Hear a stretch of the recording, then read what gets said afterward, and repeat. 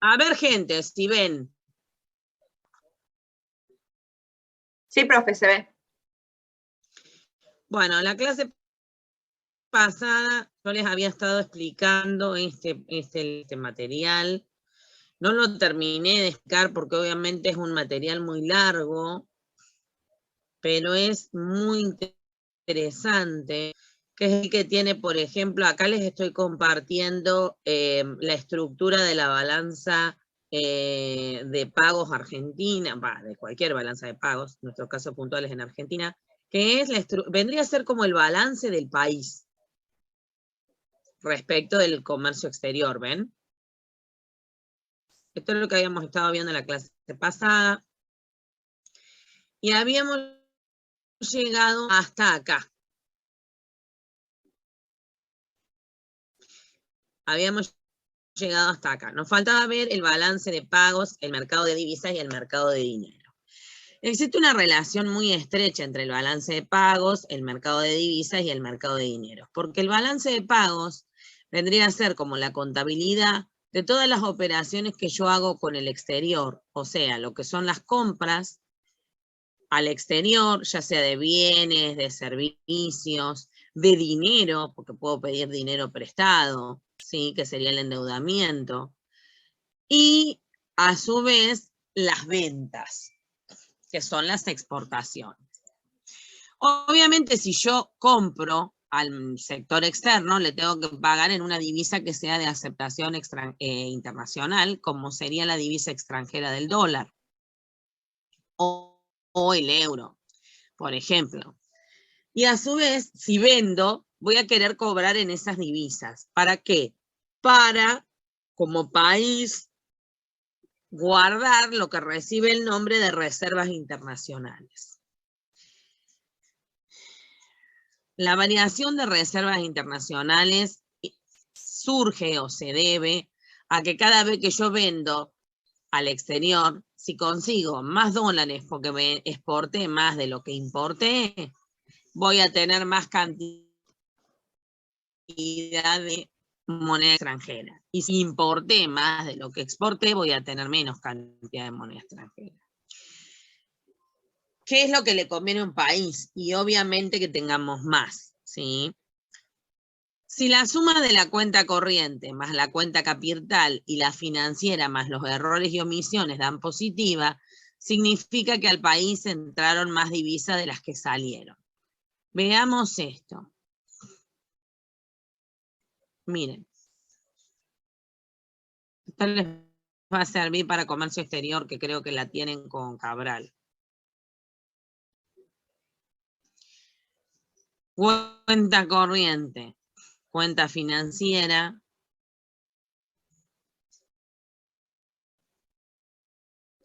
errores y omisiones, ¿ven? Y eso se traduce en variación de existencia.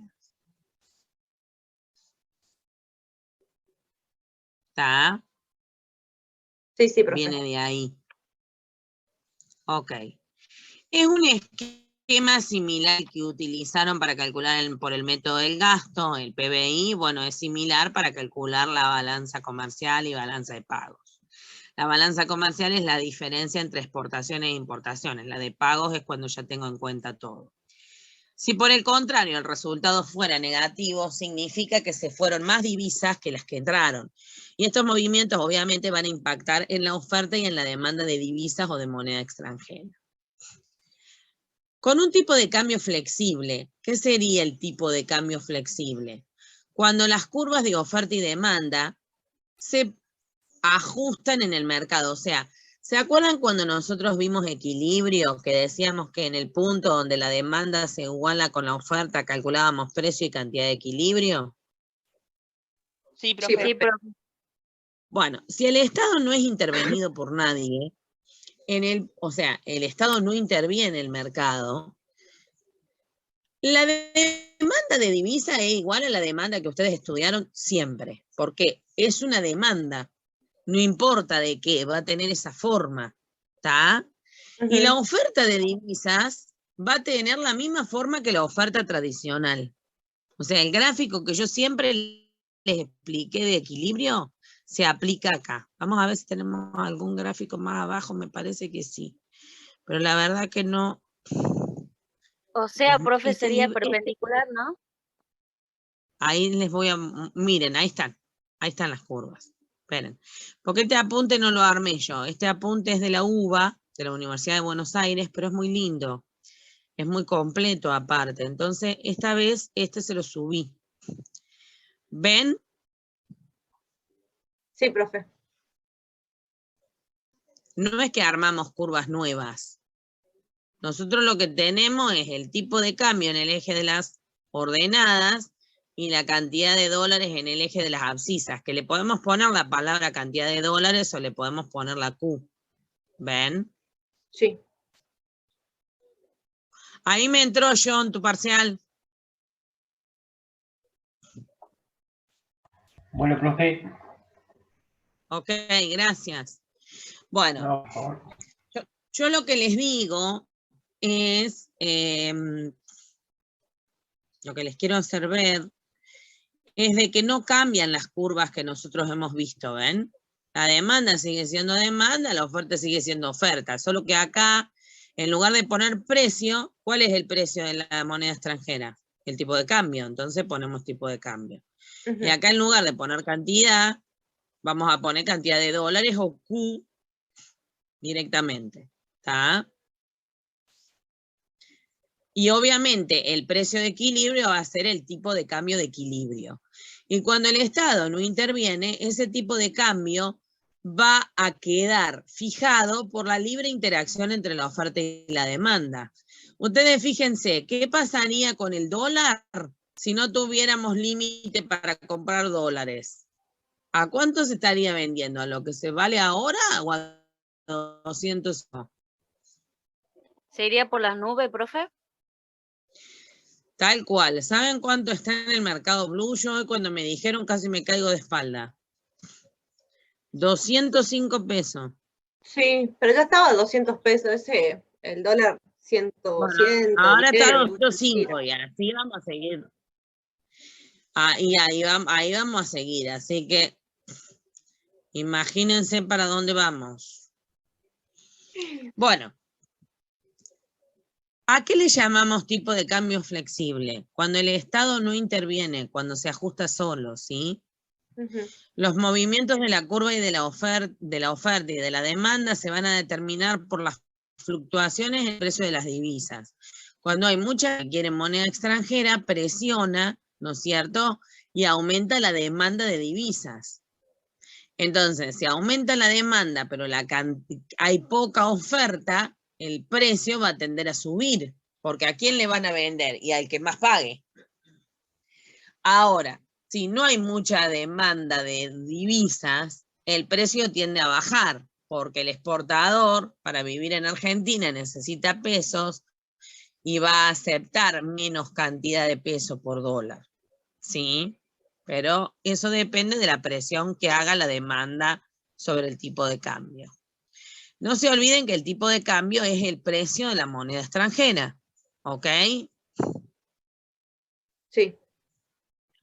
No es muy distinto a lo que yo ya les expliqué, pero ustedes tienen que acordarse de que como todo mercado dependen del precio, y el precio de la moneda extranjera es el tipo de cambio, ¿sí?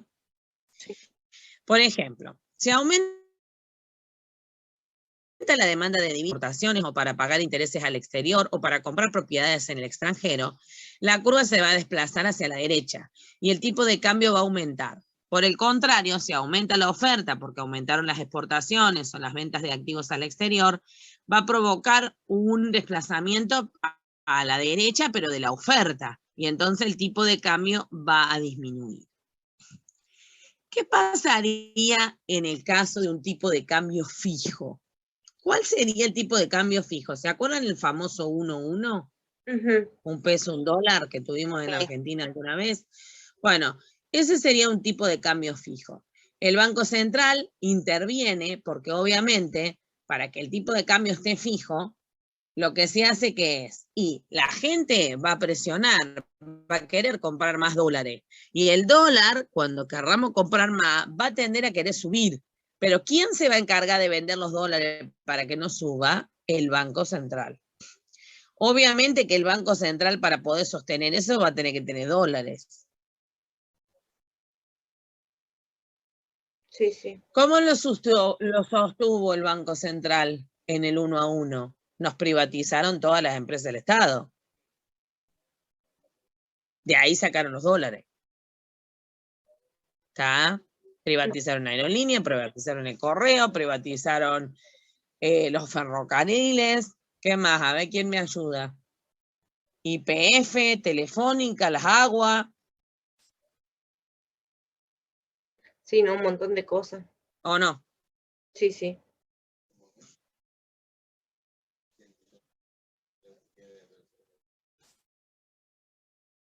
Bueno.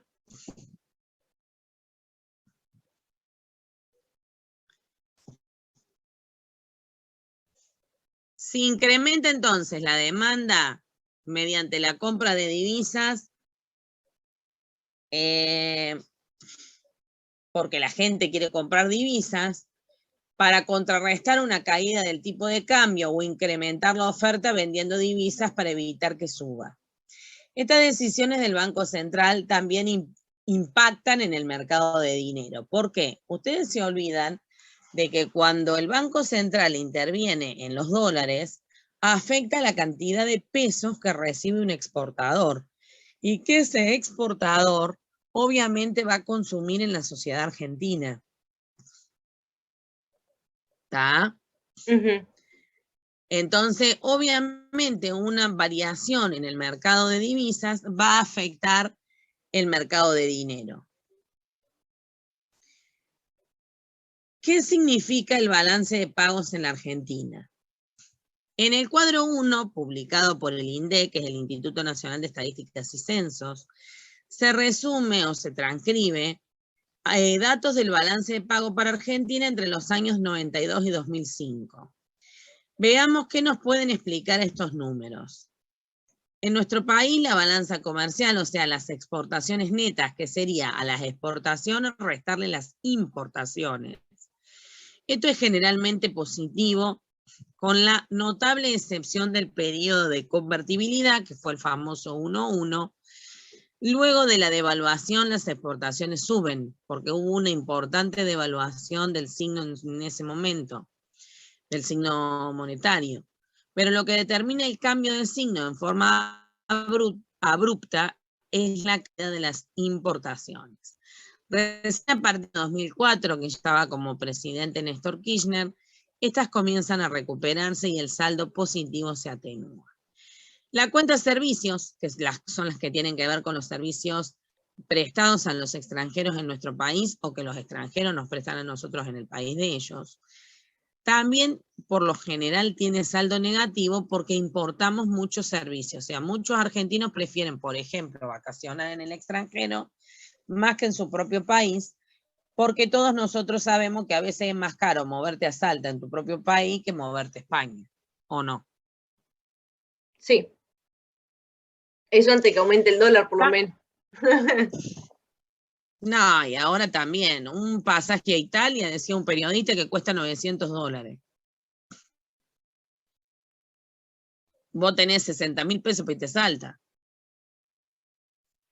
Sacando con tiempo, emisión ida y vuelta, sí, más o menos 30.000 pesos. Yo me acuerdo que el año pasado, antes que comience la pandemia, con JetSmart, pues yo siempre sacaba los pasajes con 6 o 8 meses de anticipación y una vez que llegó JetSmart acá, me moví solo con ese. Pero el pasaje del año pasado, mientras la aerolínea estaba cobrando mínimo 9.000 o 8.000 ida y vuelta a Buenos Aires, yo con JetSmart lo saqué en 3.000 pesos, ida y vuelta. Ay, pásame ese contacto, Gaby, no seas plaga. Ahí lo escribo por el chat, profe. Sáquele captura. Qué capa. Profe, sale, para ir a España sale 200. ¿200 qué? 200 lucas. Y sí. Claro, 200.000 pesos. Ah, bueno, sí, pero ¿y cuánto te sale irte a Salta? ¿No va a comparar la cantidad de kilómetros que hay de acá a España con acá a Salta? Claro, para Salta, 70, profe, para Salta. Bueno, calcula la proporción. Sí, sí. Por eso les digo, en proporción es más caro vacacionar en Argentina que vacacionar en el extranjero. Pero bueno, no nos vamos a poner a pelear por eso igual. Lo que yo les decía, que cuando nosotros vacacionamos en el extranjero, lo que estamos haciendo es una importación de servicios. ¿Me traes agua? Por favor.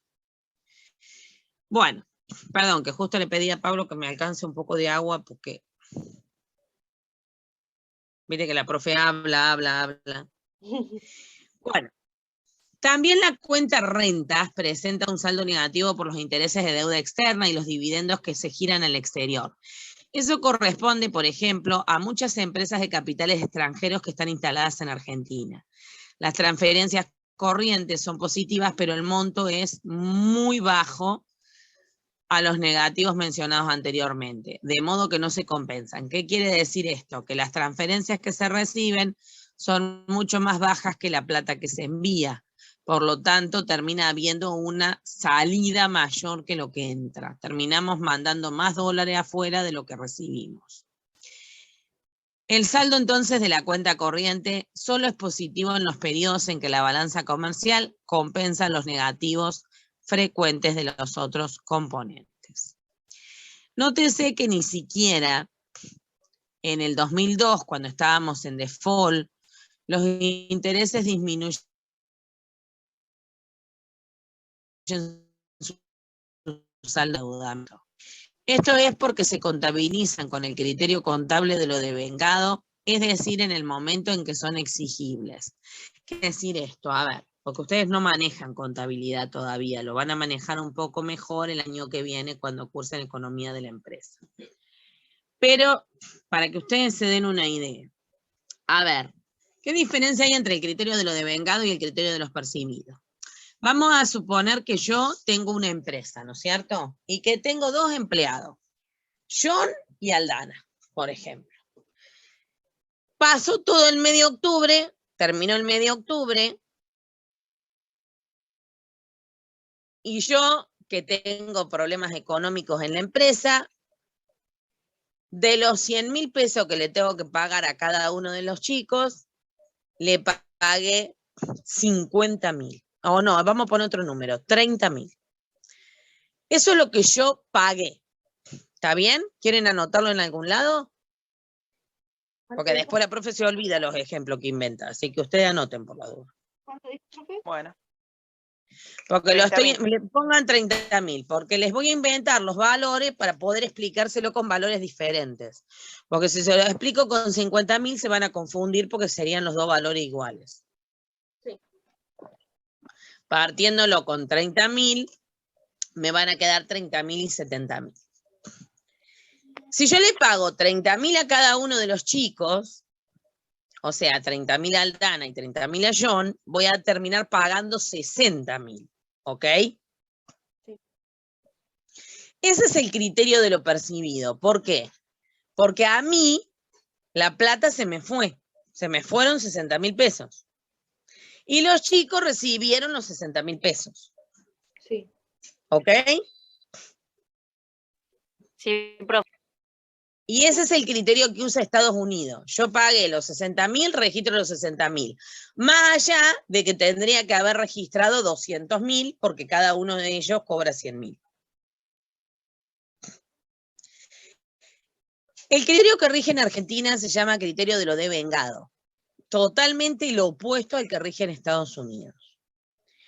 ¿En qué consiste el criterio de lo devengado? En que yo voy a registrar como pérdida los 200.000 pesos de los sueldos de los chicos, independientemente de si pagué 60.000 o no. Porque yo la pérdida que tengo es de 200.000. Yo el sueldo de ellos no es mío, lo pierdo.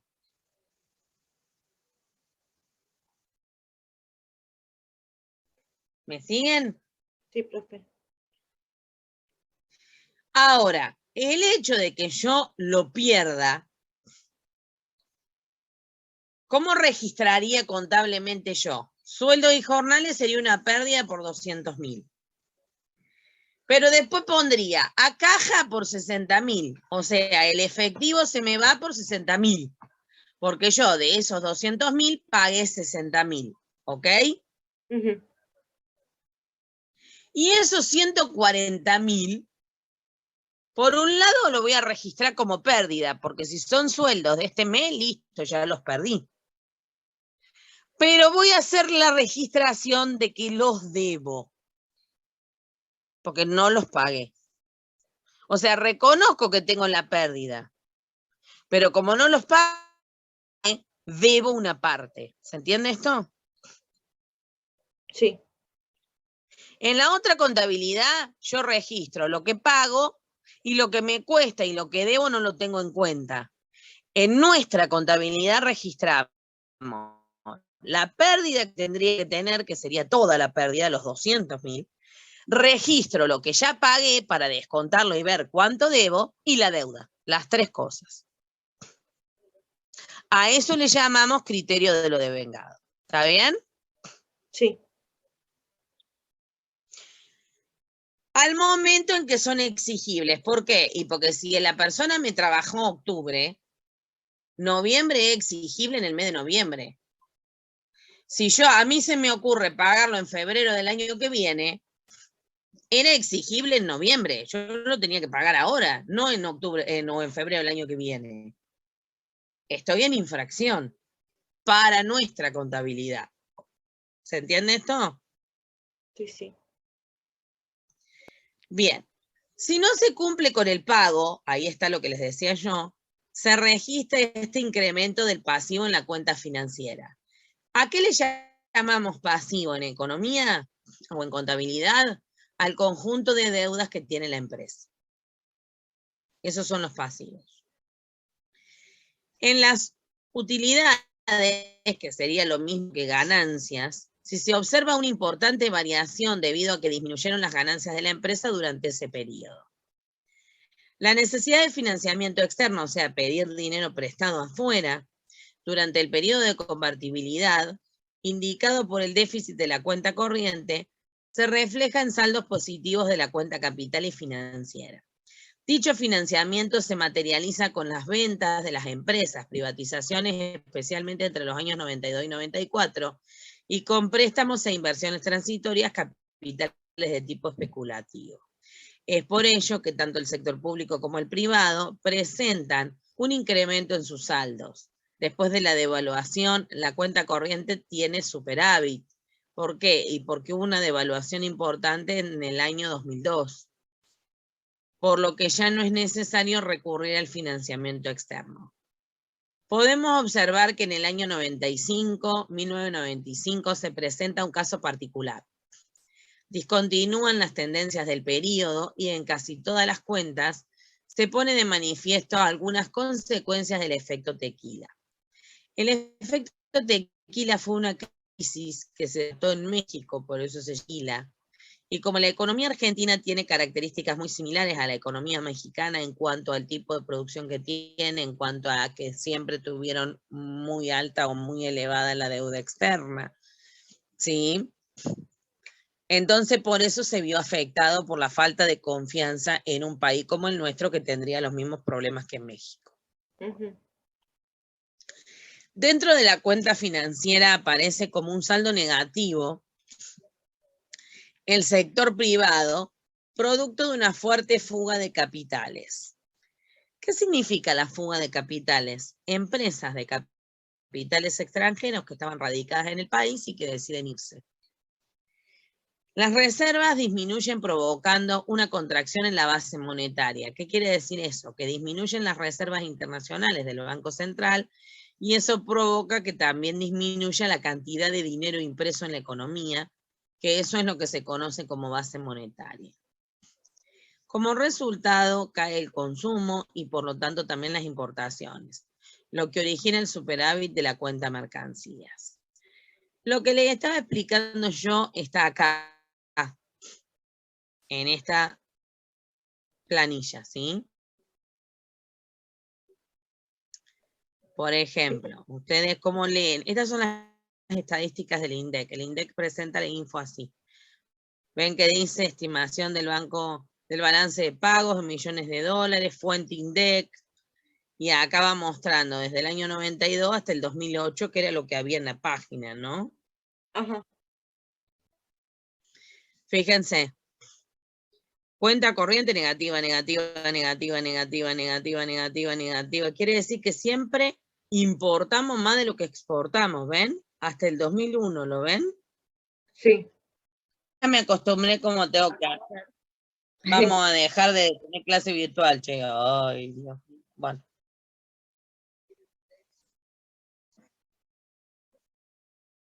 Bueno, ahora voy a volver a pasar para allá porque si no, no me va a dejar compartir la pantalla.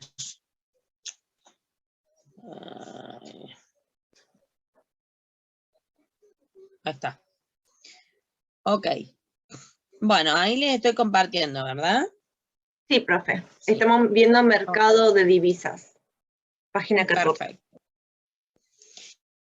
Bien, les decía, los intercambios entre monedas de distintos países se hacen en un mercado que recibe el nombre de mercado de divisas. En este mercado se da el cambio de la moneda nacional. ¿Qué quiere decir esto? Que yo entrego X unidades de moneda nacional por una determinada cantidad de moneda de otro país. ¿Por qué es eso? Porque me permite mantener relaciones económicas con distintos países debido a que hay un conjunto de oferta y de demanda de distintas monedas extranjeras, porque obviamente no todos los países tienen la misma moneda. Cuando hablamos de mercado de divisas, como en cualquier otro mercado, vamos a tener una oferta y una demanda y un equilibrio o punto de encuentro. En este caso, el precio del mercado de divisas, como ya habíamos dicho, se llama tipo de cambio, es decir, cuántos pesos se deberán entregar para obtener una unidad de moneda extranjera. En este mercado no se intercambian bienes por dinero, sino dinero por dinero de otros países. Vamos a desarrollar entonces el mercado de divisas considerando, por ejemplo, el dólar. La demanda de dólares representa el comportamiento de los agentes económicos que teniendo pesos quieren cambiarlo por dólares. ¿Quiénes? Importadores, aquellos que tienen que hacer un pago al exterior, turistas nacionales que salen afuera, al exterior, inversores nacionales, o sea, gente de acá de Argentina que quiere invertir en el exterior. La demanda de dólares tiene una pendiente negativa y representa la cantidad de pesos que se desean cambiar por dólares a un determinado valor. Si el tipo de cambio sube, la cantidad demandada de dólares baja, ya que se deben entregar más cantidad de pesos para obtener un dólar. Si el tipo de cambio disminuye, la cantidad demandada de dólares sube porque se necesita entregar menor cantidad de pesos para obtener un dólar. Veamos cómo es la representación gráfica de la demanda en el eje vertical, en el eje de las ordenadas. Tenemos lo que se denomina precio de cambio, en este caso el de dólar o tipo de cambio. ¿Cuántos pesos se entregan por una unidad de moneda extranjera? Es lo que representa o significa el tipo de cambio. Y en el eje horizontal, la cantidad de dólares.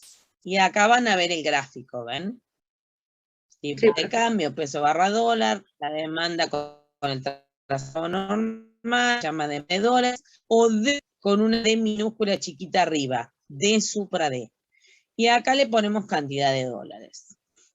Después tenemos la oferta de dólares que representa cómo se comportan los agentes económicos que teniendo dólares van a cambiarlo al mercado por pesos. Por ejemplo, los exportadores, los turistas extranjeros en el país, aquellos que son inversores que vienen de afuera y que quieren invertir en el país, a los que llamamos inversores extranjeros, el ingreso por préstamos que podemos obtener en el exterior.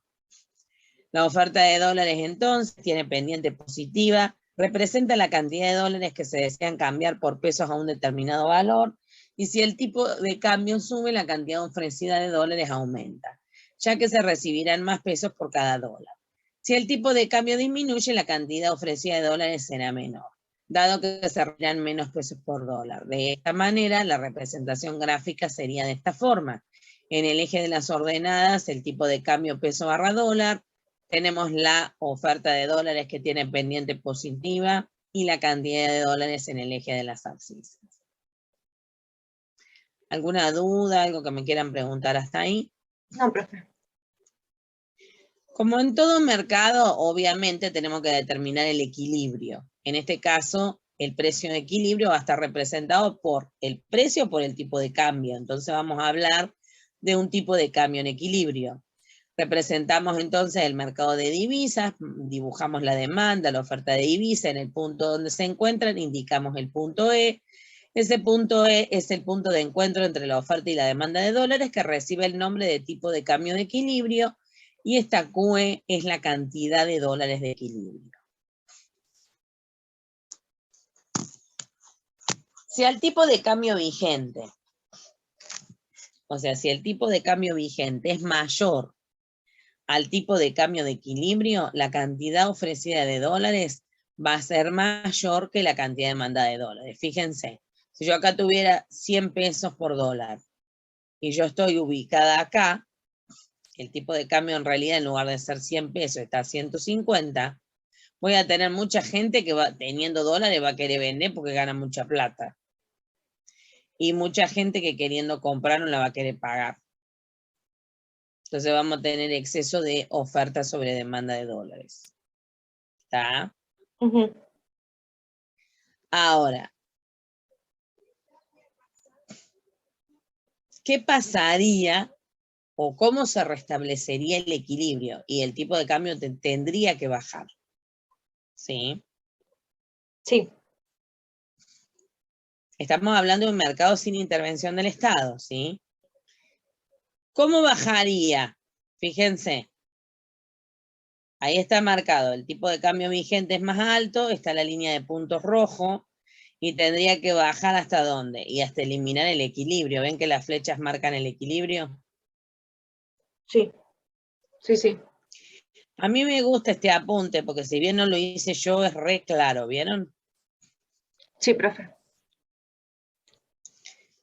Por el contrario, si el tipo de cambio se encuentra en un nivel inferior al tipo de cambio de equilibrio, la cantidad ofrecida de dólares va a ser menor a la cantidad demandada de dólares, y nos encontramos entonces con un déficit de divisas, porque la presión hará que el tipo de cambio tienda a subir, buscando alcanzar nuevamente el tipo de cambio de equilibrio. Con un tipo de cambio vigente más bajo, fíjense la línea roja, vamos a tener un déficit, vamos a tener más demanda que oferta, ¿ven? Sí, sí. Y va a tender a aumentar. ¿Ok? Sí. Sí, profe. Bien. Estos son movimientos que se producen a lo largo de las curvas de demanda y oferta de dólares debido a que la cantidad de dólares demandada y ofrecida responden a una variación del tipo de cambio. ¿Vieron que el tipo de cambio siempre fluctúa? Hoy cotiza con 205, mañana 203, pasado 207. Bueno, existen una serie de factores que pueden afectar el comportamiento de los oferentes y demandantes de dólares. En el análisis se los considera constantes. Recuerden que la expresión latina ceteris paribus es una expresión que significa que mientras unas variables se modifican, las demás permanecen constantes, y cuya incorporación como variables en el modelo va a producir desplazamientos de la oferta y de la demanda respectivamente.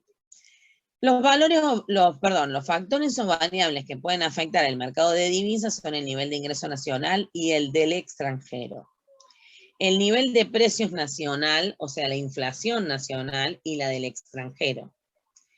Las tasas de interés nacionales y las tasas de interés del extranjero.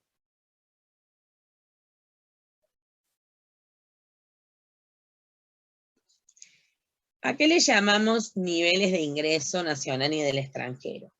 Cuando el nivel de la actividad del país, o sea, la producción nacional crece, el nivel de ingreso obviamente sube, porque si más producimos, obviamente más vamos a ganar, y obviamente también va a aumentar nuestro nivel de gasto. Se gasta más en bienes nacionales como en bienes importados, perdón, y se va a producir un aumento en las importaciones. En Argentina tenemos un tema. Tenemos gran parte del proceso productivo atado a las importaciones. Para pagar estas importaciones se necesitarán tener más dólares. Los demandantes estarán dispuestos a agregar más pesos para obtener los dólares y por lo tanto, para cada valor del tipo de cambio, la cantidad demandada de dólares será mayor. La curva de demanda de dólares se desplazará hacia la derecha y el tipo de cambio de equilibrio subirá. Acá podemos ver, ¿sí? Una situación inicial, demanda de sub-0, oferta sola, el punto de equilibrio en Q0, esto significa que es el inicial cuando le ponemos el 0, o sea, la situación de inicio, ¿sí? Y el tipo de cambio 0, que sería el tipo de cambio al inicio.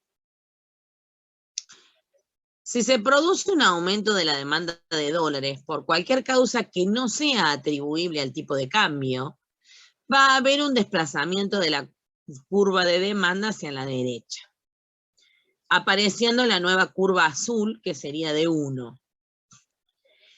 Para ese nuevo nivel de demanda, aumenta la cantidad de equilibrio y el tipo de cambio de equilibrio también, ¿ven?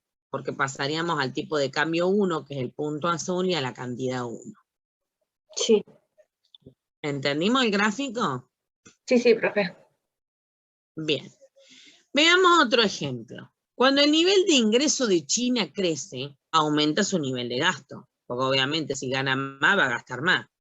Se gasta más en bienes nacionales y también en bienes importados.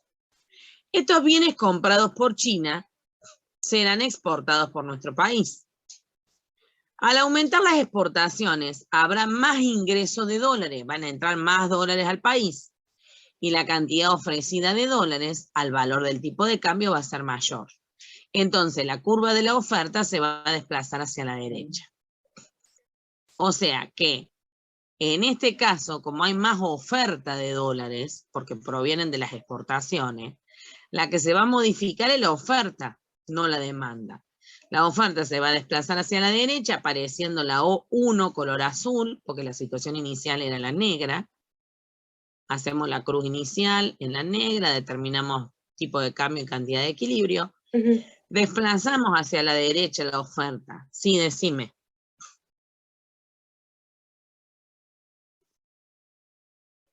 Cuando hablamos de desplazar hacia la derecha, es lo mismo que dibujarla abajo en el caso de la oferta.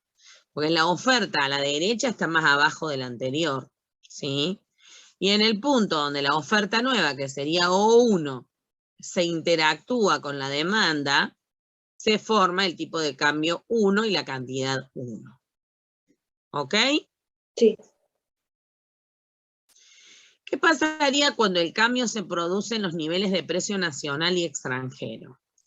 Para analizar este tipo de situación o de caso, tenemos que incorporar un concepto importante que es el tipo de cambio nominal y el tipo de cambio real. El tipo de cambio nominal es la relación a la que una persona puede intercambiar una moneda de un país por la del otro, o sea, qué cantidad de billetes. El tipo de cambio que vemos en las pizarras de la casa de cambio y las que publican los bancos. Hasta ahora nos hemos referido a ese tipo de cambio nominal. El tipo de cambio real está estrechamente relacionado con el tipo de cambio nominal, solo que ahora vamos a considerar la variación de precios que pudiera haberse producido en el país o en el extranjero. Representaremos con TC, o sea, con el nombre que le veníamos dando hasta ahora de tipo de cambio, la T de tipo y la C de cambio, al tipo de cambio nominal. Con P al índice de variación de precios de un conjunto de bienes nacionales, que sería lo que indica la inflación, y con PE al mismo índice de variación de precios de un conjunto de bienes, pero de otro país, que indicaría la inflación de otro país. ¿Ok? Sí.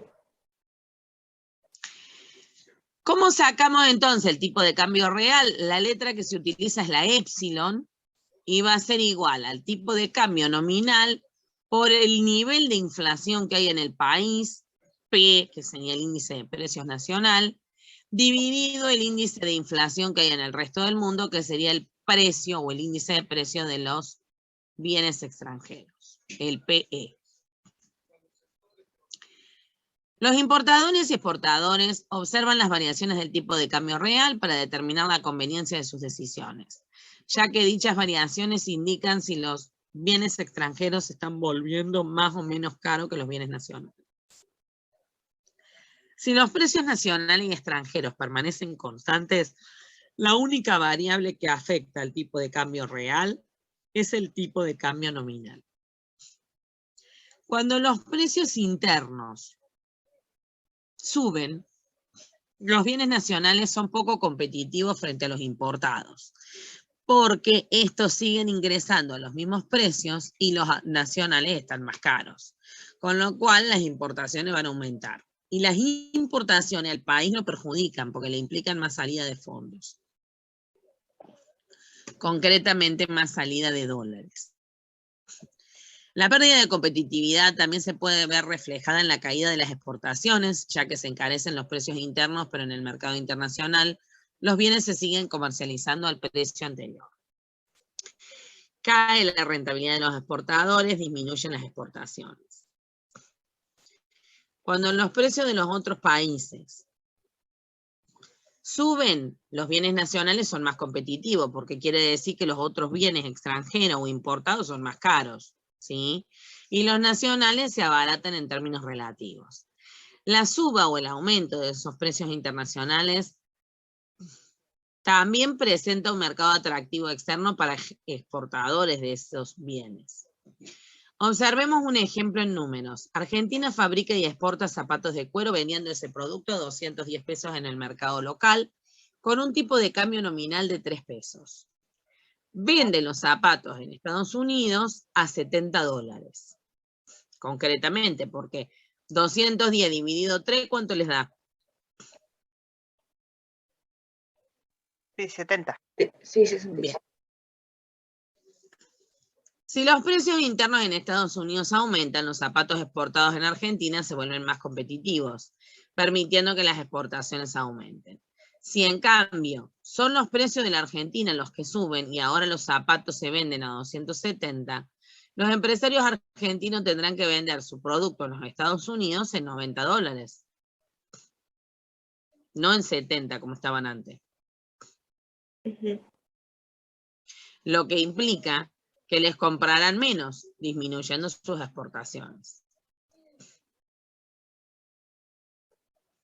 ¿Por qué 90 dólares? Porque si el tipo de cambio estaba a 30, les dije, o a 3. A 3, ¿no? A 3. Sí. Bueno, si ustedes hacen 270 dividido 90, les da los 3. O 270 dividido 3, les da los 90. Por eso es que, porque lo que aumentó el precio en Argentina, antes era 210 y ahora es 270. Como la cotización sigue estando a 3, cuando vos haces 210 dividido 3, antes necesitabas 70 dólares. 270 dividido 3, ahora necesitas 90 dólares. Sos más caro. Bien. Esto va a implicar que te van a comprar menos y obviamente las exportaciones van a disminuir. Veamos ahora cómo variaría la situación inicial cuando lo que se modifica es el tipo de cambio nominal. Si los zapatos se venden en el mercado interno a 210 pesos, pero el tipo de cambio ahora sube a 3,5. ¿Vieron que antes era de 3? Y ahora va a ser de 3,5. Va a cambiar, va a aumentar, digamos. Vos necesitas 3,15 pesos en lugar de 3 pesos. Fíjense. Si el tipo de cambio aumenta a 3,15, si nosotros hacemos 210 dividido 3,15, nos da 66,66. Quiere decir que en términos de dólar, estamos siendo más baratos. Los empresarios locales pueden colocar su producto a 67 dólares, produciendo un aumento en las exportaciones, porque obviamente para los extranjeros hay 3 dólares de diferencia, considerando los precios internos y externos contables. Ahora bien, ¿qué pasaría en cambio si el tipo de cambio baja a 285? 210 dividido 2,85 les da 73,68. Prácticamente lo podríamos redondear a 74. Entonces, la situación lo que provoca es que los zapatos se comercializan en el mercado interno a 210, pero en Estados Unidos se venden a 74 pesos, provocando una caída de las exportaciones argentinas y favoreciendo el ingreso de productos desde el exterior que se presenten ahora como más baratos. Por lo tanto, cualquiera sea la variable que se modifique, el tipo de cambio nominal, los precios nacionales o los precios de los otros países, va a afectar el tipo de cambio real, impactando en el comercio internacional. ¿Qué pasaría con respecto al nivel de las tasas de interés nacionales y extranjeras? ¿Qué pasaría cuando hay variaciones en la tasa de interés? Cuando la tasa de interés del exterior sube, los tenedores de activos financieros nacionales se ven incentivados a colocar su dinero en el exterior, lo que llevará a que aumente la demanda de dólares, ya que estos salen para realizar una operación en el exterior. La representación gráfica sería la misma que la figura 1A, que sería esta. Esta. ¿Sí?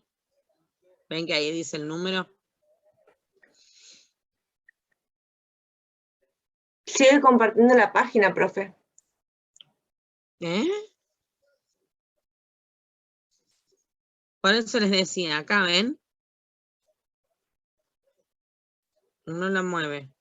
No, sí la mueve. Sí, ahí está. Sí. Sí, sí. Fíjense que acá, esto les decía, que ahí dice la figura, ¿ven? Uh-huh.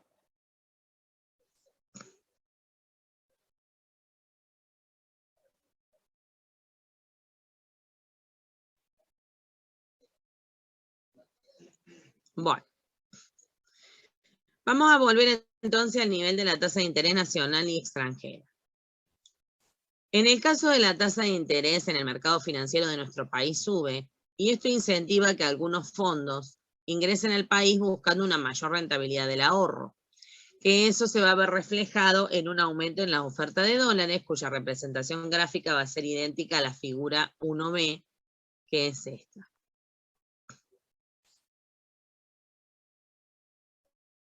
Esta, ¿ven? Esa es la figura 1B. Sí.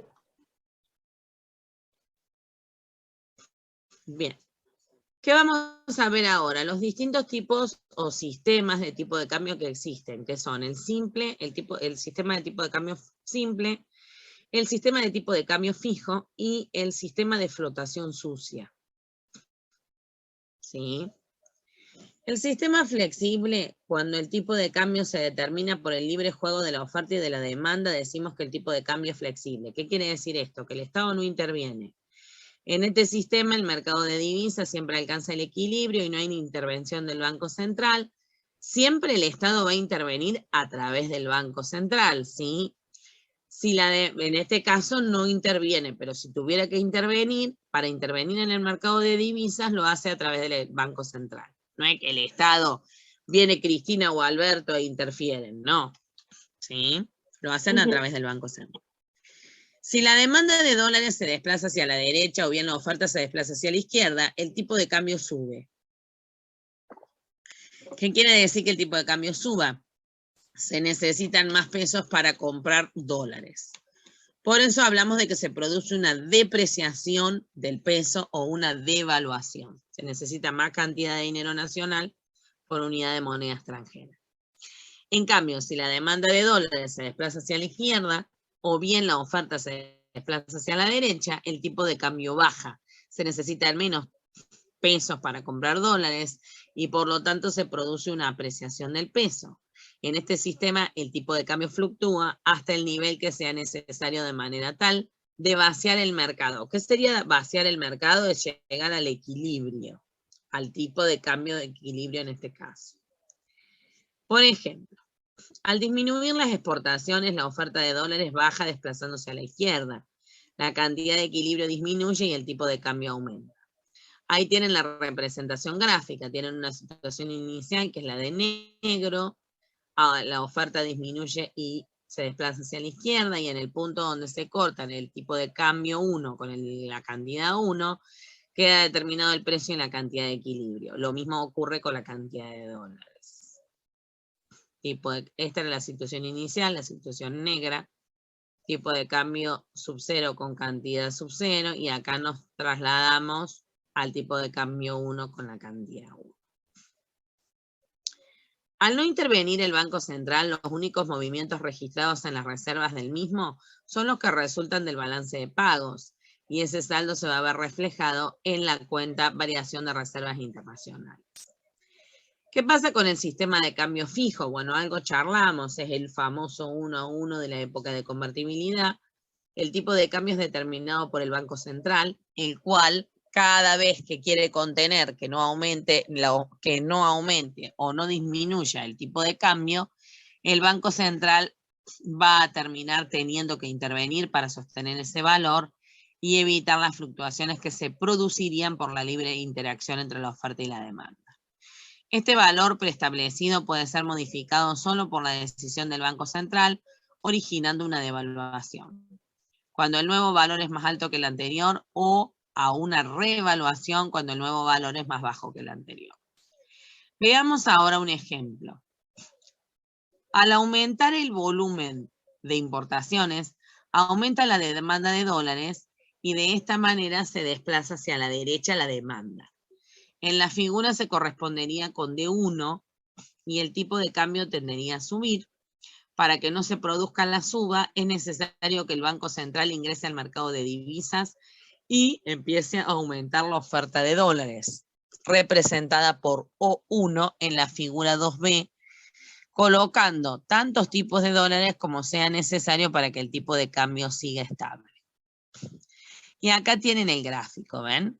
Tienen una situación de equilibrio inicial, que es la negra, con cero y oferta.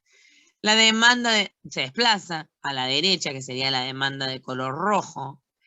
El tipo de cambio inicial era el tipo de cambio fijo, pero si aumenta la demanda, ¿qué pasaría con el tipo de cambio? ¿Tendería a aumentar o no? Para pasar a estar en TC1.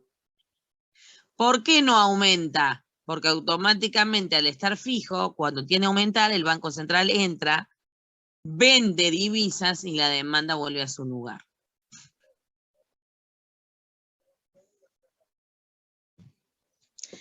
Pero en ese proceso hay una intervención. ¿Por qué? Y porque interviene el Banco Central. Entonces, macanudo. Vuelve para acá, pero no vuelve enseguida, ¿ven? En una primera instancia estaríamos ubicados en ese punto. ¿Cómo hace para volver a este punto? ¿Por qué tengo, además de una nueva demanda, una nueva oferta? Porque los dólares que el Banco Central ofrece en el mercado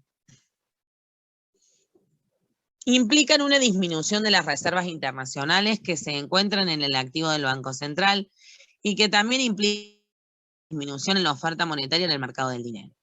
Un sistema de cambio fijo disminuye las posibilidades del Banco Central de cumplir una de sus principales funciones, que es la política monetaria, y que la Argentina estuvo mucho tiempo prohibida a raíz de la ley de convertibilidad.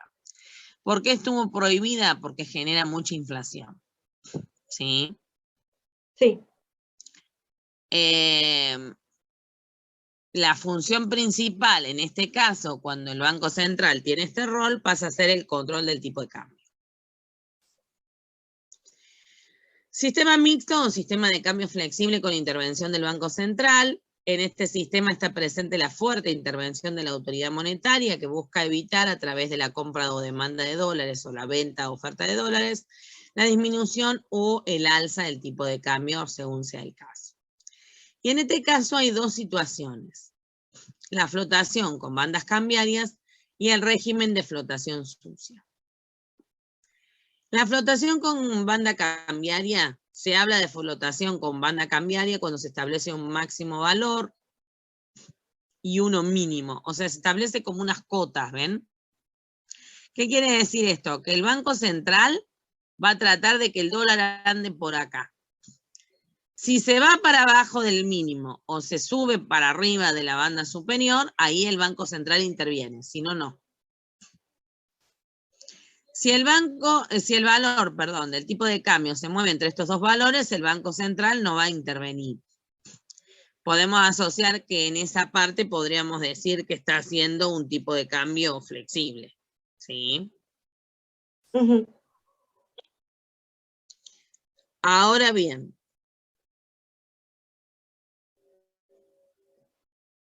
¿Qué pasaría, por el contrario, si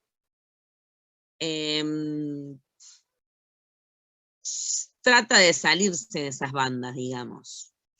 Ahí sí el Estado va a tratar de intervenir a través del Banco Central, porque va a querer empujarlo para que se mantenga entre las líneas rojas. Si por los desplazamientos de las curvas, tanto de demanda como de oferta, obviamente, de dólares, el tipo de cambio queda establecido por un valor mayor al tipo de cambio máximo o menor al tipo de cambio mínimo, entonces el Banco Central va a intervenir comprando o vendiendo dólares, de manera tal que el tipo de cambio vuelva a subir y se encuentre dentro de los márgenes de la banda de flotación.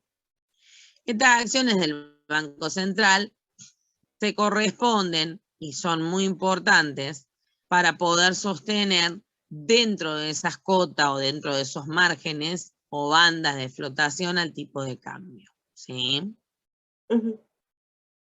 Bien.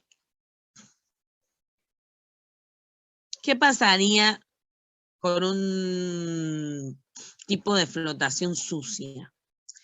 En este caso no hay valores máximos o mínimos establecidos. El Banco Central interviene cuando lo cree conveniente, de acuerdo con los objetivos de política cambiaria vigentes. Veamos un ejemplo. Al aumentar las exportaciones por el buen rendimiento de la cosecha de soja de un país, de dólares, que está representado con la O, aumenta desplazándose hacia la derecha con la curva se representa O1, provocando una fuerte caída del tipo de cambio, o sea, baja el tipo de cambio, que está representado en la figura 3. ¿Qué quiere decir esto? Y que el Banco Central no está interviniendo, es un tipo de cambio sin intervención del Banco Central. Si la política económica generalmente es sostener el tipo de cambio alto para favorecer la rentabilidad del sector agroexportador, el Banco Central tendrá que intervenir en el mercado de divisas tratando de evitar que baje ese valor del tipo de cambio. Para eso va a entrar al mercado comprando dólares, lo cual implica un aumento de la demanda de dólares, que va a terminar graficándose como D1. La magnitud de la compra va a depender de la situación planteada y de los objetivos de política cambiaria y monetaria elegidos. A diferencia del tipo de cambio fijo, en el cual la intervención de la autoridad se debe, tiene que ser lo suficientemente importante como para que no permita que el tipo de cambio se mueva del valor establecido.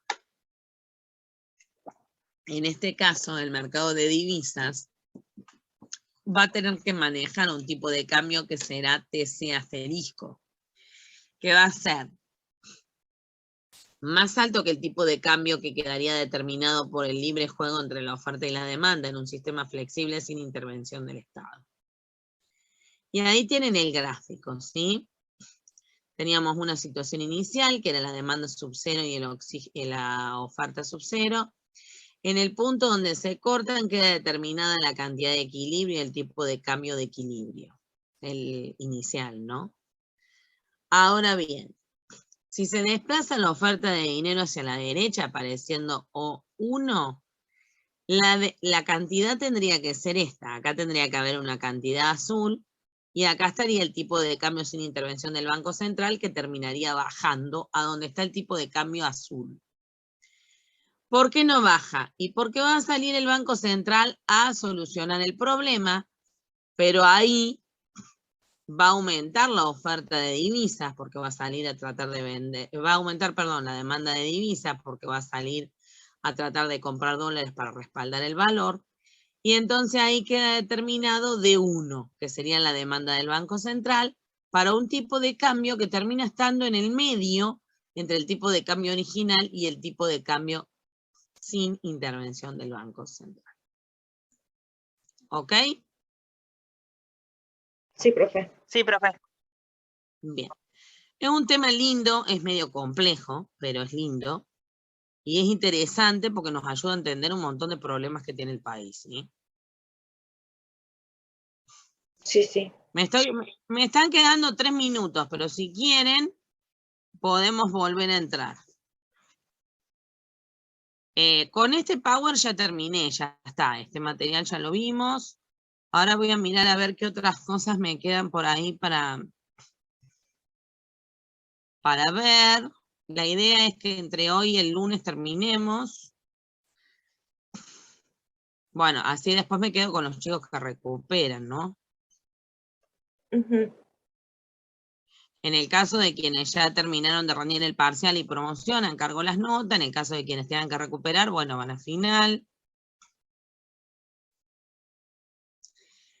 La idea es de que no perdieran nada de los contenidos que corresponden a esta cursada, porque lo que uno no estudia cuando es estudiante, ya después uno no estudia más, chicos.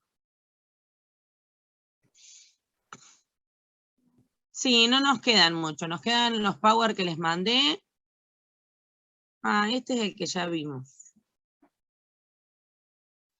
Se ve que es el mismo. Así que lo subí 2 veces. Este no es. No va. Bueno, entonces me está quedando, a ver.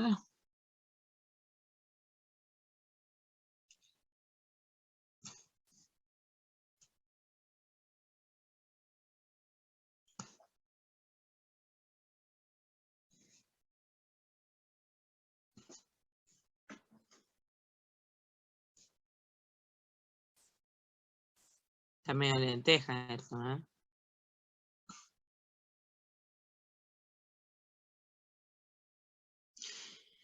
Este sería el material que les mandé para el 18 de noviembre. Era la solución de los ejercicios del método del ingreso. ¿Sí? Sí. ¿Hubo dudas? ¿Quedó algo que quieran que les explique? Nos conectamos de nuevo si tienen dudas con este método. Son los 2 ejercicios que me habías pedido, Pau, Sí, que yo lo había sí. mandado por el campus, pero me parece que no le llegó porque después creo que se los mandé por el WhatsApp, o por los 2 lados. Por el WhatsApp, sí, profe. A ver cómo estamos de tiempo. Si estamos medio jugados, se nos corta, entramos de nuevo. No es mucho, sí, es mucho menos que lo que ya les expliqué. Porque por ahí, si terminamos de ver, queda. El otro es la guía de trabajos prácticos número 10, que también se las di el otro día, que es una solución de ejercicios.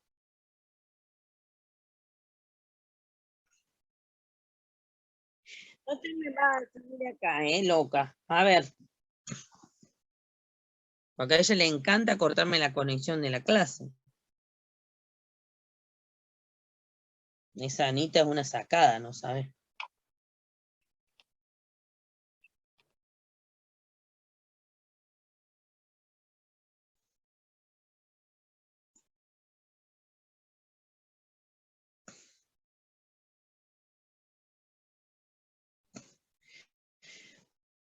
Bueno, a ver, estoy compartiendo. ¿Qué onda?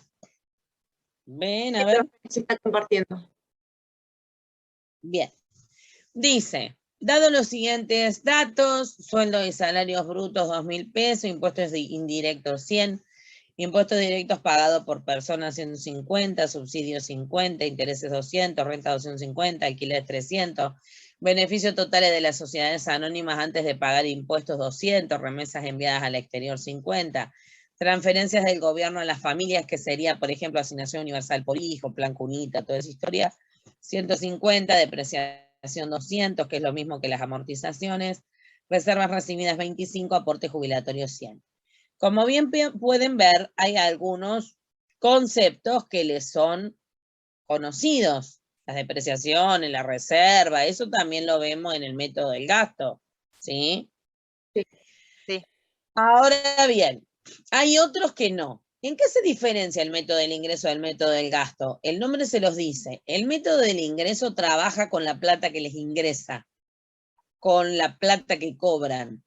Los sueldos, los honorarios, las comisiones, los intereses, las rentas, los dividendos, los alquileres, toda la plata que uno puede ir juntando de diversa forma como ingreso. Por eso se llama método del ingreso. El otro tiene en cuenta aquello en lo que la persona gasta. el consumo, ¿está? El consumo es lo que yo gasto para vivir. La inversión es lo que gasto para tener una casa, para tener un auto, para tener una empresa, para tener un camión, ¿o no? Sí, sí.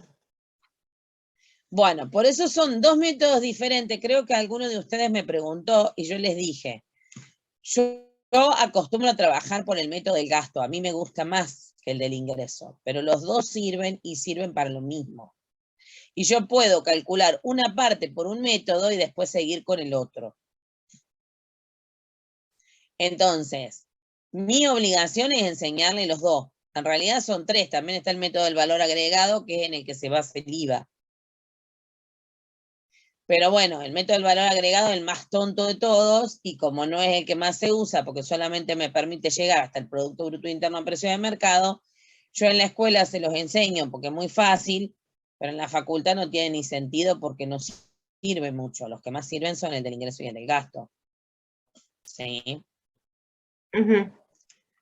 Si el lunes quieren ver uno, yo se los enseño a los chicos del CIER, así que tengo ejercicios y todo, se los puedo compartir. Ya que me tengo que conectar, hacerles la devolución y explicarles el día, no me cuesta nada, pero no tiene sentido, porque como solamente me permite calcular el Producto Bruto Interno a precio de mercado, a partir de ahí sí o sí tenés que usar otro. Es el primer pedacito nada más. Entonces, como que no tiene mucho chiste. Pero si quieren, como para saber qué es, no tengo ningún problema, porque ya les digo, tengo ejercicios hechos, tengo la teoría hecha, o sea, tengo todo, porque lo expliqué. Incluso el CIER había semanas que tenían clases virtuales. Entonces tengo hecho hasta los PowerPoint para ellos. Se los puedo explicar en un minuto para que vean que es nada que ver. Es una pavada, pero mal. Igual como el que ya promocionó, ya está, es como que mucho sentido no tiene. Pero bueno, si quieren se los comparto, no hay drama. Bueno. Con estos dos PowerPoint que faltan, terminaríamos de ver el programa, aunque no lo crean. A pesar de que me hizo renegar todo el año la computadora, porque si la paro me quedo sin computadora y tengo un montón de horas de clase, entonces no la podía parar, aún así nos aguantó hasta el final, ¿vieron? Nos dejó a pata el martes, pero la solucionamos con otra compu mandando el mail. Menos mal que fue el martes que en lugar de tener clase, teníamos parcial.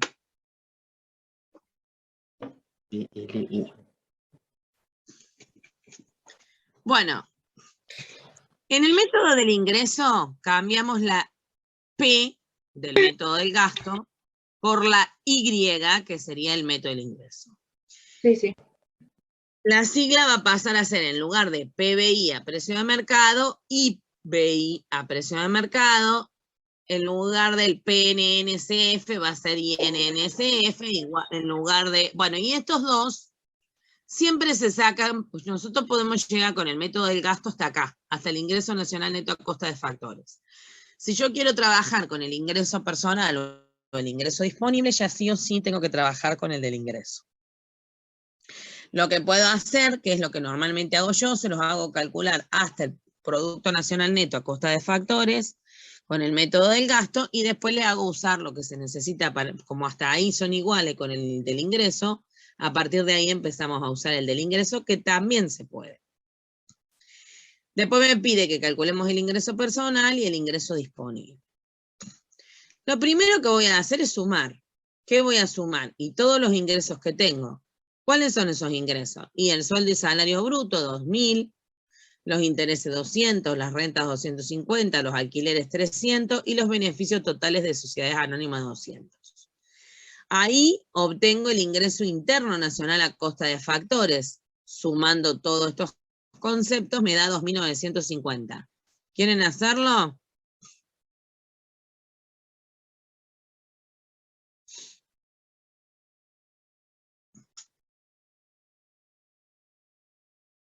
¿La suma, profe? Sí, súmenlo si quieren. Les va a dar eso.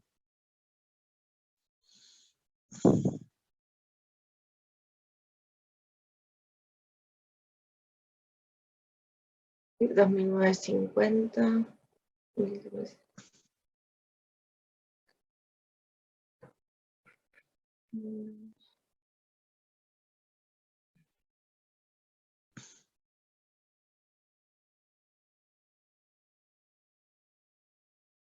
Sí, da eso, profe. Bien.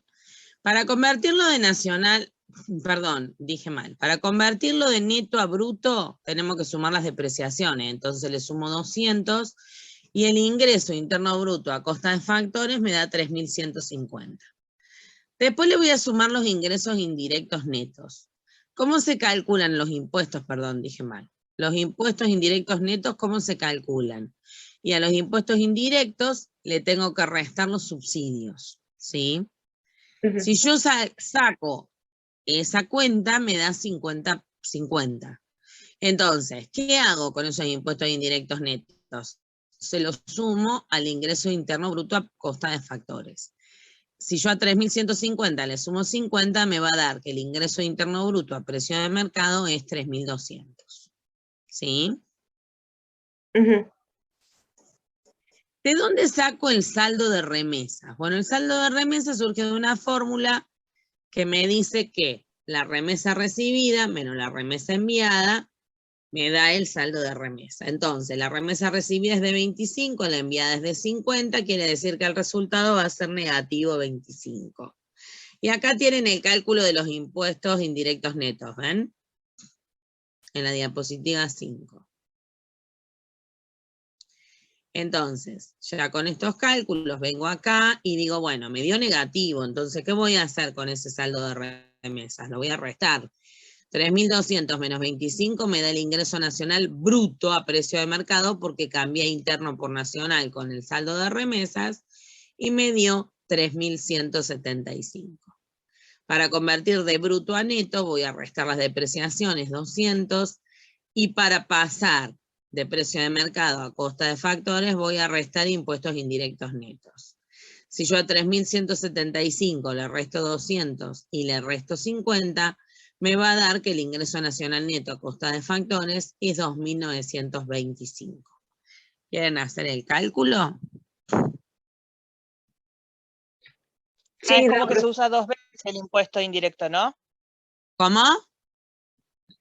Es como que aparece 2 veces el impuesto indirecto, o en uno se suma y en el otro se resta. Mirá, pero están haciendo distintas cosas, observa. Vos acá estás sumando, ¿ves? Sí, y en el otro se Porque resta. claro, porque vos querés convertir de costa de factores a precio de mercado. Este sería el precio de costo y este sería el precio de venta. Entonces vos al costo le tenés que sumar el IVA para poder vender. ¿Está bien? Sí. Pero acá, cuando vos querés pasar de precio de mercado a costa de factores, estás haciendo el camino al revés. Claro, porque Entonces, también acá aparecen las sumaste, ¿qué depreciaciones. vas a hacer acá? Sí, se resta. Pero es porque estás buscando otra cosa ahora. Claro, sí, sí. Entonces jugás con eso. ¿Sí?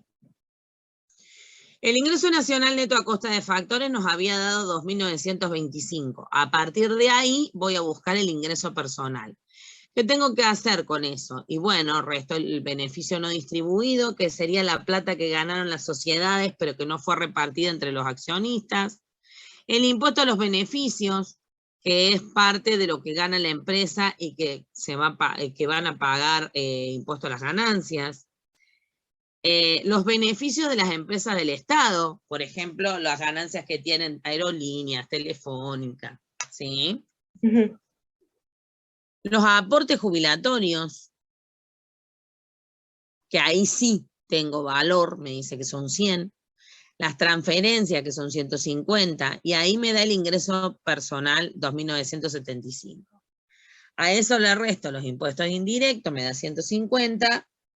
Si yo a 2.975 le resto 150, me da el ingreso disponible, 2.825, y ahí terminé el ejercicio. ¿Sí? Sí. Es muy parecido al método del gasto. Yo no se los di a propósito para el parcial, porque si no se los iban a mezclar. No es la idea tampoco. Acá tienen otro, ¿ven? Si se conocen los siguientes datos, el ingreso nacional a costa de factores es de 620, los beneficios no distribuidos 120, los impuestos directos pagados por empresa, acá se movió. Esto tendría que ir así, a ver. Bueno, lo vamos a ver. Lo vamos a abreviar porque es muy largo. Los impuestos directos pagados por las empresas 30, los intereses pública pagados por familias 10, las transferencias 5, los gastos de consumo 320, los impuestos directos pagados por su familia 40.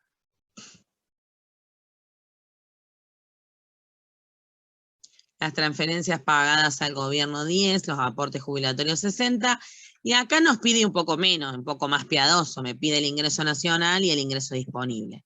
Ojo, que el ingreso nacional neto a costa de factores es lo mismo que el ingreso nacional. Bueno, la idea era de que pudieran hacerlo en la clase presencial, nunca volvimos presencial, así que bueno, obvien lo del trabajo en grupo. Arrancamos por el ingreso nacional neto a costa de factores, 620. Como me está pidiendo el ingreso personal y disponible, ¿por qué me doy cuenta de eso? Porque ven que me dice el ingreso nacional, pero acá me lo está dando. Ahora yo tengo que saber que el ingreso nacional y el ingreso nacional neto a costa de factores es lo mismo. Porque si yo no lo sé, me voy a poner a calcular algo que no va. ¿Está? Ajá. Fíjense que, por ejemplo, me da de dato la deuda pública, los intereses. No me sirve a mí para este sistema los intereses de la deuda pública, es una trampa, ¿sí? Yo lo único que necesito es guiarme con el método que yo les di, con el esquema que yo les di. Yo arranco por el ingreso nacional neto a costa de factores, que es lo mismo que el ingreso nacional, me da 620, le resto los beneficios no distribuidos, que son 120, le resto los impuestos sobre los beneficios, que es 30, le resto los beneficios sobre las empresas del Estado, que en este caso es 0, pero podría haber, le resto los aportes jubilatorios, que es 60, le sumo las transferencias y me da que el ingreso personal es de 415. Le resto los impuestos directos, que sería, por ejemplo, el impuesto a las ganancias, que me da 40, y obtengo el ingreso disponible, 375. Y esa sería la solución al ejercicio. ¿Sí? Sí, profe. Bueno. Acá yo les puse o les incorporé la teoría que necesitamos para resolver la guía de trabajo práctico número 10. La de trabajo práctico número 10 responde a lo que nosotros conocemos como el nombre de modelo keynesiano, que son las bases de la macroeconomía. El modelo keynesiano inicialmente trabaja sin sector externo y sin sector gobierno. Considera que se trata de una economía en la que los precios son fijos, o sea, hay estabilidad de precio o no hay inflación, hay desempleo, trabaja con el ingreso como determinante del consumo, en el mercado global de productos de demanda agregada, que es todo que es forma de consumo más el gasto del Estado público, y se transforma en global cuando incorpora los bienes que se exportan. La oferta agregada es el Producto Bruto Interno o ingreso nacional, y se transforma en global cuando ¿qué? Cuando le agrego las importaciones. ¿Sí? Sí, sí. Esperen que me pase de largo.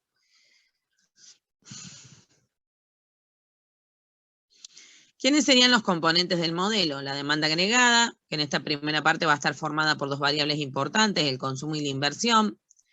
El consumo se puede explicar como aquella parte que las personas o las familias destinan a satisfacer sus necesidades básicas, ya sean bienes de uso único o durables. Un bien de uso único, una manzana, me la comí y desapareció. Un bien de uso durable sería el microondas. No es que va a desaparecer el microondas porque calenté un plato de comida. Al principio se considera que es lo mismo hablar de consumo en función del ingreso que del ingreso disponible. ¿Por qué? Porque como no se va a considerar que interviene el Estado, se considera que la persona puede gastar todo lo que gana. Después se va a incorporar la función del Estado y se va a tener en cuenta que el ingreso que puede gastar es el disponible, o sea, lo que gana menos los impuestos que tiene que pagar. Y si recibiera algún subsidio del Estado, más los subsidios que recibe. Al no considerar el sector gobierno, entonces, no va a considerar el pago de impuestos. Obviamente que esto es una simplificación del modelo para hacerlo más fácil, no es que el Estado no intervenga en la economía y menos en un país como la Argentina. ¿Está? Al principio es lo mismo hablar entonces que de ingreso o ingreso disponible. Vamos a decir entonces que el consumo es una función directa del ingreso. ¿Qué quiere decir eso? Que si aumenta el ingreso de la persona, aumenta lo que ésta consume. En símbolos, el consumo va a ser entonces función del ingreso.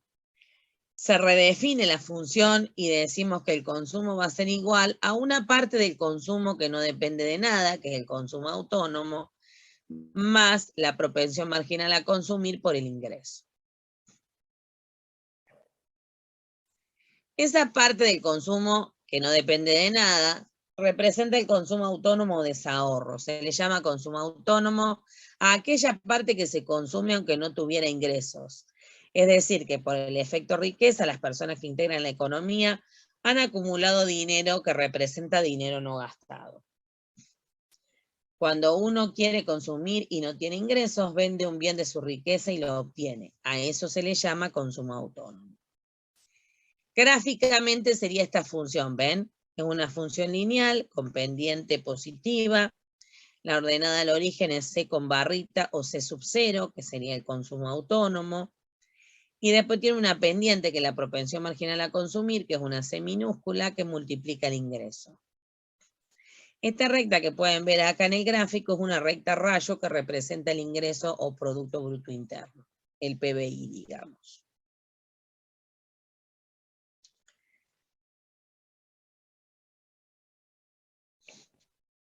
Ahí tienen las definiciones, ¿ven? C, que es la letra pequeña, acompaña el ingreso, es la propensión marginal a consumir, mide cuánto cambia el consumo ante un cambio unitario en el ingreso. Se habla de incremento, o sea, cuánto cambia el consumo ante un cambio en el ingreso, es la pendiente de la función consumo y crece a tasa decreciente. Si se reduce la propensión marginal a consumir, aumenta la propensión marginal a ahorrar. La PMC, que es la proporción media del consumo, se denomina así a la relación entre el consumo y el ingreso y mide la relación entre el consumo y el ingreso proporcional, o sea, que se consume con cada nivel de ingreso. En fórmulas, la propensión media al consumo se calcula como el consumo dividido el ingreso. Después tenemos la propensión media al ahorro.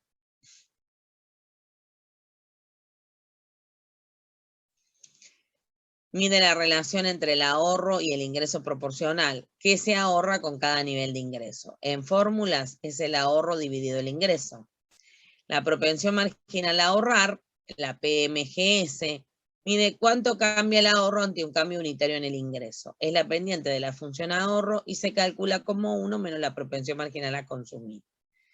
En fórmulas, entonces, otra manera de encontrar la función ahorro es el cambio en el ahorro ante el cambio en el ingreso. Dado que el consumo es una función, la pendiente es la propensión marginal a consumir y la ordenada al origen es el consumo autónomo C sub 0. ¿En qué se invierte? En construcción, en equipos durables, en variación de existencia. La inversión, al igual que el consumo, son componentes de la demanda agregada. Es función del ingreso, de la tasa de interés y de los productores. En la primera parte del modelo se supone que la inversión es autónoma, o sea, no depende ni de la tasa de interés ni del ingreso. Este es un supuesto del modelo que después se flexibiliza. Cuando la tasa de interés es muy alta, es muy difícil que el inversor invierta. Y esto es porque la relación entre riesgo e inversión es inversa.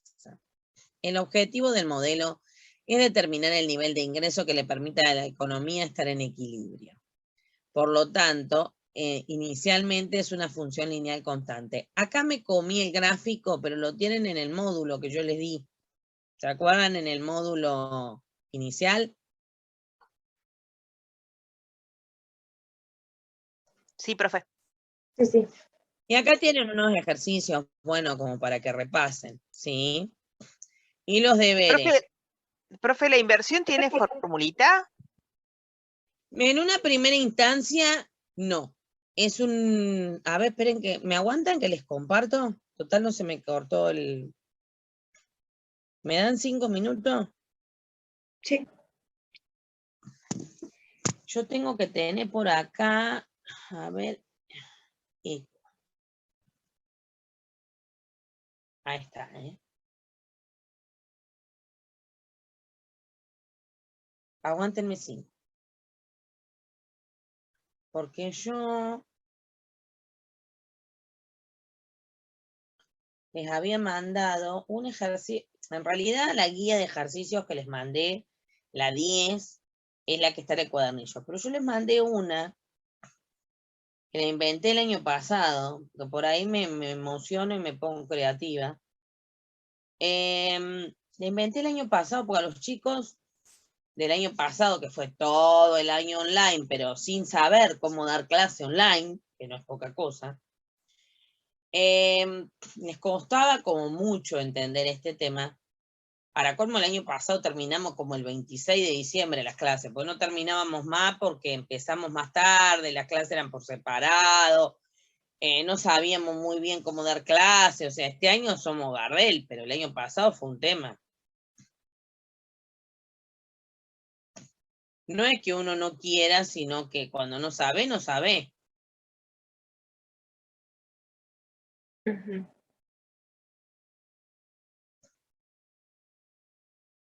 El que no sabe como el que no ve, dice el dicho. Bueno, entonces yo les armé una guía que no la encuentro ahora, a ver. No me digas que no se las mandé al final.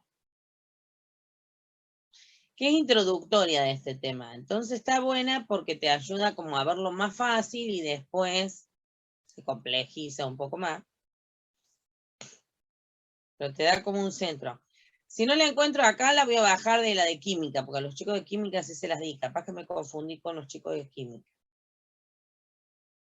Pues por ahí me cuelgo. Como tengo clase los mismos días, no Sí, me nos reto. compartió un PowerPoint blanco con tonos de grises y violetas, y había algunos ejercicios, muy poquitos, pero a mí me costó No, entender. entonces no es ese.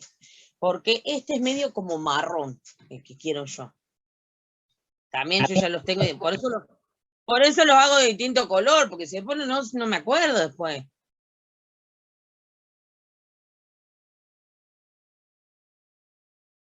Soy plaga yo. Los chicos de química lo tienen que tener porque a ellos se los expliqué antes. Y me acuerdo de haberlo explicado. Aguántenme. Los de industrial, digo. No, los de química también. Oh, me estoy quedando sin tiempo, me da una rabia.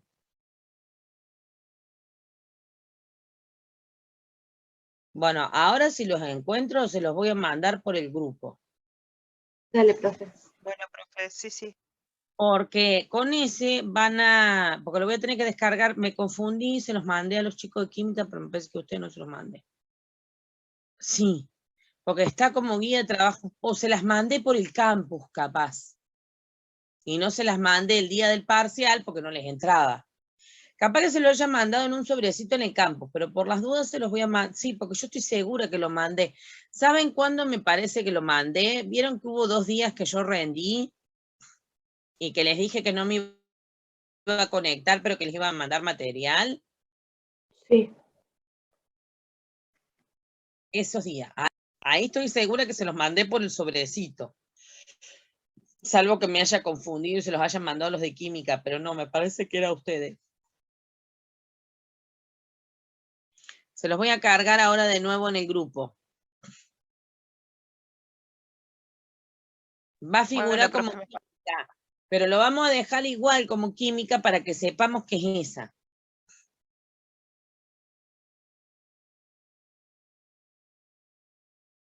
¿Saben? Ujú.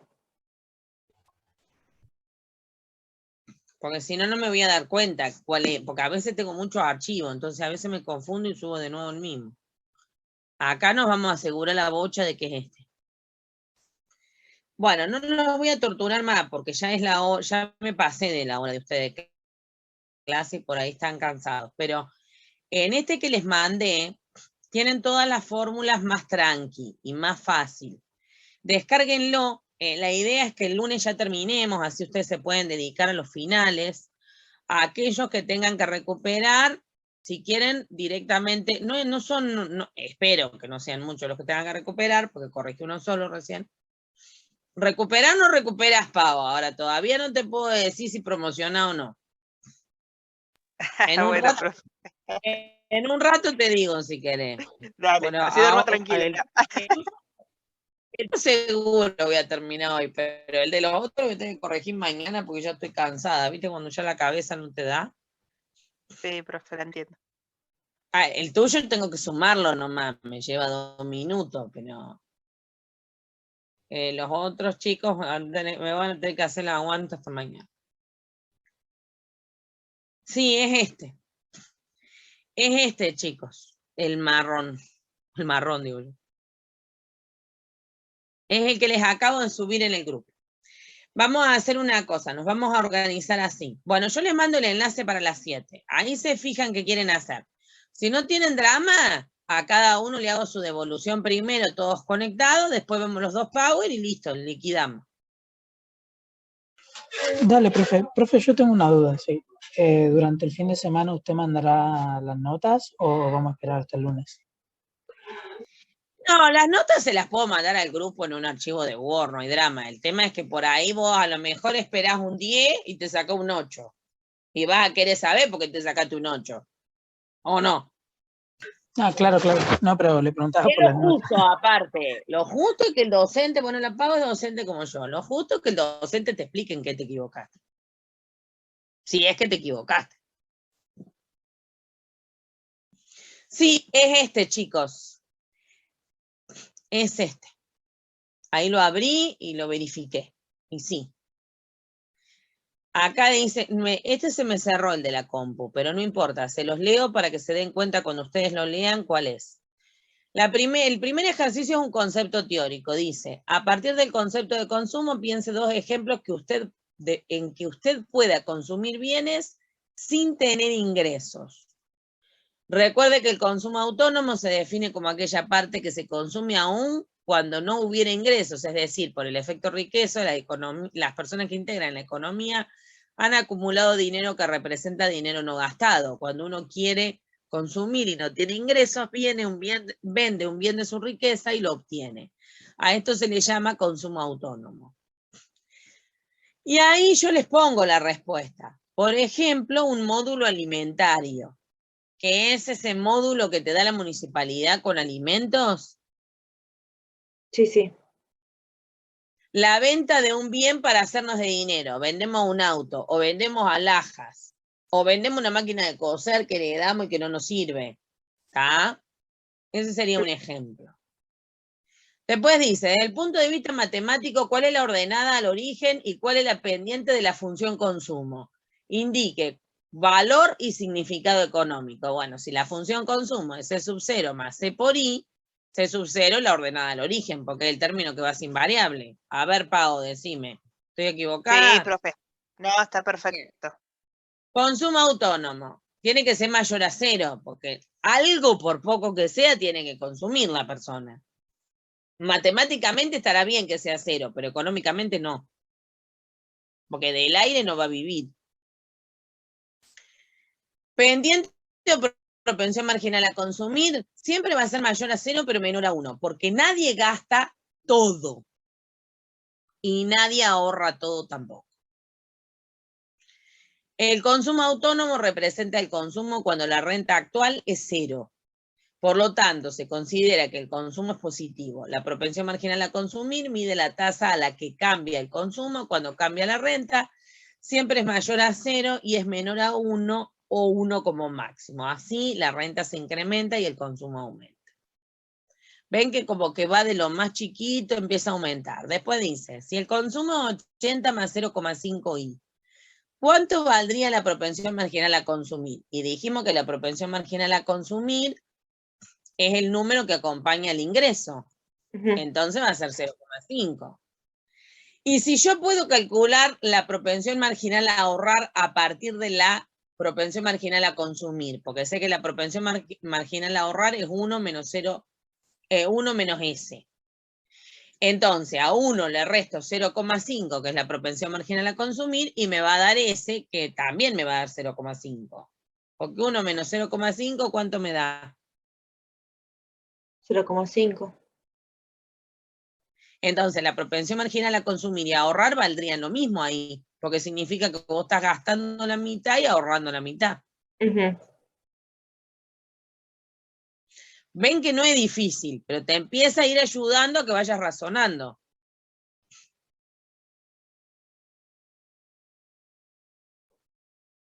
Bueno, Sí. Por hoy los libero, pero está piola, el que les acabo de mandar está piola. Por ahí, tratando de armar como que es más sencillo, cuando hagamos el del lunes les va a resultar más fácil. El ejercicio 4 dice, si el consumo es 80 más 0,5 de I, a partir de los datos del ejercicio anterior, calcule y grafique la función ahorro. ¿Por qué? Y porque vos sabés que la función ahorro es, dijimos que el consumo autónomo es un desahorro. Entonces, el consumo autónomo, pero con signo negativo, va a ser el ahorro autónomo. Entonces, el ahorro autónomo va a ser menos 80. Y dijimos que 1 menos 0,5 me iba a dar la propensión marginal a ahorrar, que es 0,5. Entonces, yo sé que mi función ahorro me va a terminar dando menos 80 más 0,5 de I. Y después van a ver que tienen la representación gráfica de la función ahorro. Ven que no es difícil. Porque está pensado justamente como para ir ayudándolos. Después dice, ¿cuál de las siguientes opciones es una inversión? El stock de madera que quedó en la empresa en el 2018. Sí, porque hubo una variación de existencia. Entonces es una inversión. El edificio que compró usado la empresa, no, porque para la economía sea una inversión tiene que ser nuevo. Si es usado, ya no es nuevo. El equipo que se usa para transportar Hacienda. Ese sí. ¿Cómo me doy cuenta? Entre otras cosas, porque lo tenemos dentro de las inversiones en el método del gasto. Porque este tema se relaciona con el método del gasto, con el método del ingreso. ¿Sí? Sí. Bueno, llegamos con este Power hasta la diapositiva 8. Si quieren hacer alguno, como para ver si les resulta más fácil las que vamos a resolver el lunes, tienen ahí un par que no son tan complejas y que los va a ayudar. ¿Sí? Buenísimo. Sí, profe. Bueno, y si no, nos vemos el lunes.